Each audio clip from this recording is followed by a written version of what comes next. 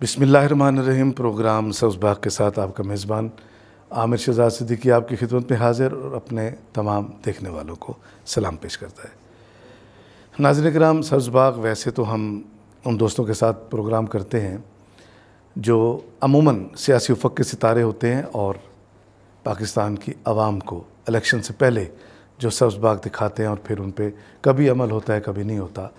तब हमारी आवाम कहती है कि हमारे सियासतदानों ने, हमारे कायदीन ने हमें सब्ज़ बाग दिखाया है और जो वादे हमसे किए गए थे वो वादे पूरे नहीं किए गए। मगर पाकिस्तान ही की कुछ शख्सियात ऐसी हैं जो न सिर्फ़ अपने वादे पूरे करते हैं, जो बात ज़ुबान से निकालते हैं उस बात को पूरा करते हैं और इस पे अपना मुकम्मल यकीन रखते हैं। उनमें एक ऐसी शख्सियत आज हमारे साथ मेहमान है जिनका ताल्लुक़ तो पाकिस्तान से है, मगर उनकी जो फ़िक्री बालिदगी है वो पाकिस्तान के साथ साथ बरतानिया में भी हुई है।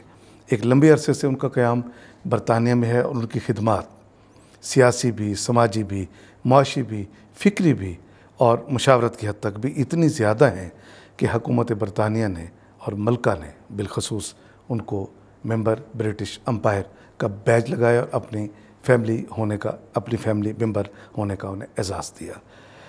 इनका ताल्लुक़ मुल्तान से है और मुल्तान से पहले भी इनका एक ताल्लुक़ और गांव से है। वहाँ से बकिंघम पैलेस तक का उन्वान के साथ इन्होंने अपनी एक किताब लिखी, अपनी ज़िंदगी के सारे वो मामलात उसमें लिखे जो एक इंसान तरक्की के लिए इख्तियार करता है। और दूसरी अहम बात यह है कि वो आलमी सतह के स्कॉलर हैं और अल्लाह ताला ने उनको इतना इल्म बख्शा है कि हुकूमत बरतानिया की तरफ से और हुकूमत पाकिस्तान की तरफ से वो दूसरे ममालिक में और उन ममालिक में जहाँ टेररिज़म भी होती है, जहाँ दूसरे मामलात उस तरह नहीं चल रहे होते जो मुल्कों के चलने चाहिए, वहाँ अपने इल्म से, अपने फ़िक्र से और अपने लेक्चर्स के साथ, वहाँ के ऑफिशल्स के साथ वो गुफ्तगू करते हैं और उन मामलात को सुधारने में अपना किरदार अदा करते हैं। ताहा कुरैशी साहब मेंबर ब्रिटिश एम्पायर आज हमारे मेहमान हैं। मेरे हाथ में एक ये किताब है हमारे मोअज़्ज़ज़ मेहमान ताहा कुरैशी साहब की, मेरा जिहाद। इसके ऊपर लिखा हुआ है चक नंबर 444 गाफ बे से बकिंघम पैलेस तक। ये एक सफ़र है, कामयाबी का एक सफ़र है, आगे बढ़ने का, और एक सफ़र है मुसलसल मेहनत का, मुसलसल जिसे हम जहद मुसलसल कहते हैं। और एक दूसरी किताब जो मेरे हाथ में है ये क़याम अमन और अक़वाम आलम, ये आलम इस्लाम की सिसकती हुई सूरत हाल की तनाज़र में। ये ताहा कुरैशी साहब की ये उर्दू की 2 किताबें, इसी तरह 2 इंग्लिश की किताबें हैं। अभी एक और किताब ज़ेर तबा है, वो अनकरीब आया जाती है। 4 किताबें इनकी शाया हो चुकी और ये मुकम्मल किताबें तहकीक के ऊपर इन्हिसार करती हैं। चेयरमैन है forum for international relations development UK, जिसको FIRD इसको कहा जाता है, और ताहा कुरैशी फाउंडेशन जो तालीम के फ़रोग़ के लिए, अमन के लिए और कम्युनिटी डेवलपमेंट के लिए काम कर रही है, उसके ही चेयरमैन है। मैं चाहूँगा कि सबसे पहले आपका उनसे तारुफ़ कराऊँ। जनाब ताहा कुरैशी साहब, मैं बड़ा मशकूर हूँ कि आप आज हमारे प्रोग्राम है तो सब्ज़ बाग, मगर इसको हमने आज लहलहाता हुआ सब्ज़ बाग साबित करना है, क्योंकि हमारे पास आपकी सूरत में एक ऐसी शख्सियत मौजूद हैं जिनका मैं अभी इंट्रो में जिस तरह मैं अर्ज़ कर चुका हूँ। तो ताहा कुरैशी साहब, सबसे पहले मैं आपसे ये पूछना चाहूँगा, आप इंटरनेशनल सतह की शख्सियत हैं, हमारा भी मान बढ़ा है, हमारे देखने वालों का भी मान बढ़ा है। आप मुझे बता पाएंगे कि इस वक्त पाकिस्तान अक़वाम आलम में, यानी बतौर पहली एटॉमिक ताकत, मुस्लिम ताकत होने के बाद क्या सूरत हाल है? पाकिस्तान को कहाँ देखा जाता है? पाकिस्तान के साथ क्या रवैया अख्तियार किया जाता है और पाकिस्तान अपने लिए किस रवैये की तवक्को रखता है? जी, thank you very much Aamir साहब। सबसे पहले तो मैं आपकी इंतज़ामिया का और आपका ममनून हूँ कि आपने मुझे सब्ज़ बाग दिखाया। आपका जो क्वेश्चन है वो बहुत ही एक मल्टी प्रॉन्ग है, कसीरुल जहती एक बेशक टॉपिक है। पाकिस्तान अगरचे ये एक पहली मुस्लिम रियासत है जो कि एटॉमिक एनर्जी को और न्यूक्लियर वेपन्स को पोजेस करती है, लेकिन पाकिस्तान की जो स्ट्रेटेजिक पोजीशन है उसका एक बहुत अमल दखल है। आप अपने बॉर्डर्स को देखिए तो चाइना है, हिंदुस्तान है, अफ़गानिस्तान है, ईरान है, रशिया है। जी।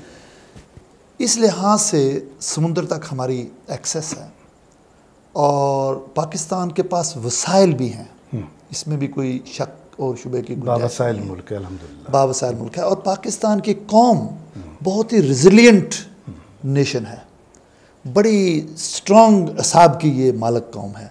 کتنے یہاں پر معاملات ہوئے ہیں، انقلاب آئے ہیں، سیلاب آئے ہیں، لیکن اس کے باوجود یہ قوم کھڑی ہے، اور پاکستان رہنے کے لیے بنا ہے، انشاءاللہ جانے کے لیے نہیں بنا۔ بے شک، ایک تو یہ بتاؤں، یہ بات ہے۔ دوسرا یہ ہے کہ بیرونی دنیا میں ہماری کافی عزت افزائی ہوئی کہ جب مشرف صاحب گئے تو ایک political democratically elected government Peoples Party کی آئی، پھر ٹرانسفر آف پاور بڑے ہی پیسفل طریقے سے مسلم لیگ نون کو ہو گیا۔ جی، تو وہ ایک پیریڈ ایسا تھا کہ پاکستان میں یہ سمجھا جا رہا تھا کہ جو پولیٹیکل اور ڈیموکریٹک پروسیس ہے اس میں سٹیبلٹی آ گئی ہے، تو ہماری عزت بڑی وہاں پر۔ صحیح۔ لیکن پچھلے کچھ سالوں سے پاکستان میں یہ جو پولیٹیکل ٹرموائل ہے اس کو بہت نیگیٹیولی لیا جا رہا ہے۔ یہاں رول آف لا نہیں ہے، قانون کی حکمرانی نہیں ہے، ٹھیک ہے، جو چاہے آرمی کے خلاف بول دیتا ہے، جو چاہے جسٹسز کے خلاف بول دیتا ہے، جو چاہے ملک کی جو سالمیت ہے اس کے خلاف بول دیتا ہے، کتنا خطرناک یہ پہلو ہے۔ جو چاہے، یعنی کہ یہ میں وہاں بیٹھ کر اس پر انالیسز کرتا ہوں اور اس پر میں نے لکھا ہے، جی، اور ایویڈنس کے ساتھ لکھا ہے۔ جو چاہتا ہے اس ملک کو لوٹ کر لے جاتا ہے، یہاں قانون کی حکمرانی قطعاً نہیں ہے۔ اس لیے ہمارے پاکستان کی ایز اے اسٹیٹ بیرونی ممالک میں جو قدر ہونی چاہیے ایک قوم کی، وہ نہیں ہے۔ ہم وہ نہیں حاصل کر پائے، ایک وجہ یہ ہے۔ پچھلے دنوں میں نے آپ سے ذکر بھی کیا تھا کہ ایک رپورٹ آئی تھی سفوکیشن آف دی فیتھفل، جی بالکل بتایا تھا آپ نے، جس کو ہندوستانی لابی، اسرائیلی لابی، ویسٹرن لابیز نے قادیانیوں کو آگے رکھ کر، احمدی کمیونٹی کو آگے رکھ کے ایک اینٹی پاکستان رپورٹ شائع کی۔ 30 کے قریب پارلیمنٹیرینز جو برٹش پارلیمنٹیرینز ہیں، انہوں نے کہا کہ rise of international extremism and persecution of minorities is sponsored by the state of Pakistan. بڑا خوفناک پہلو ہے یہ۔ یعنی ظلم کی حد ہے کہ ریاست پاکستان انتخاب سمجھی کو جو ہے پروموٹ کر رہی ہے۔ پھر اس رپورٹ کی بیکنگ پر برطانیہ نے پاکستان کو ہائی رسک کنٹریز میں ڈال دیا۔ صحیح۔ ہائی رسک کنٹری مینز کہ اسٹیٹ جو ہے وہ منی لانڈرنگ میں انوالو ہے، اور وہ جو لانڈرڈ منی ہے اس سے وہ ایکسٹریمزم اور ٹیررزم پھیلاتے ہیں۔ یہ ایف اے ٹی ایف کو سپورٹ کرتی ہے۔ شیعہ کمیونٹی کو، اچھا کسی نے مسئلہ نہیں اٹھایا، میں نے ذکر کیا تھا، شیعہ کمیونٹی کو غیر مسلموں کے ساتھ ہندوؤں، عیسائیوں اور قادیانیوں کے ساتھ وہاں اس رپورٹ میں جوڑ دیا گیا۔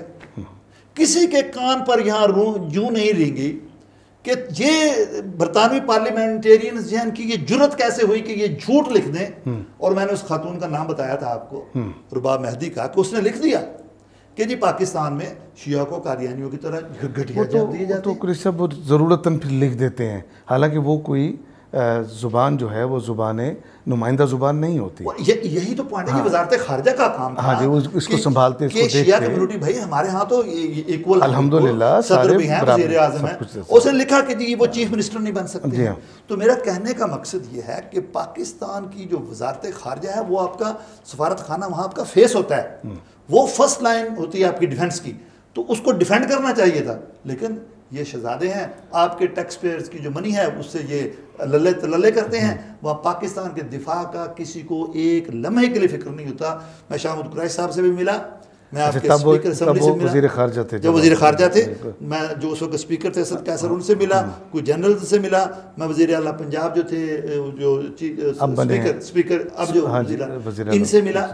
3 اسمبلیوں سے قرارداد پاس کروائی کہ اس کو چیلنج کرو، اس رپورٹ کو، اور اس کی باقاعدہ اخبارات میں بڑی شاندار نیوز لگی, ٹی وی پر کوریج ہوئی, مگر میرے خیال میں ان خبروں کے بعد پھر کوئی آگے کچھ دیکھیے جی یہ ہوتا ہے کام وزارت خارجہ, یہ میرا اور آپ کا یا ان حضرات کا کام نہیں ہے. یہ جو آپ کا سفارت خانہ ہے وہ وہاں اس کا آپ کا فیس ہوتا ہے, وہ فرسٹ لائن آف ڈیفینس ہوتی ہے, انہوں نے ڈیفینڈ کرنا ہوتا ہے. کسی کو فکر نہیں ہے کہ 2 لائنیں لکھ دیں کہ بھئی آپ کی جرت کیسے ہوئی کہ ہماری اسٹیٹ کو کہیں کہ جی وہ انتہا پسندی کو پروموٹ کر رہی. انتہا پسندی نے تو اس ملک کو توڑا ہے.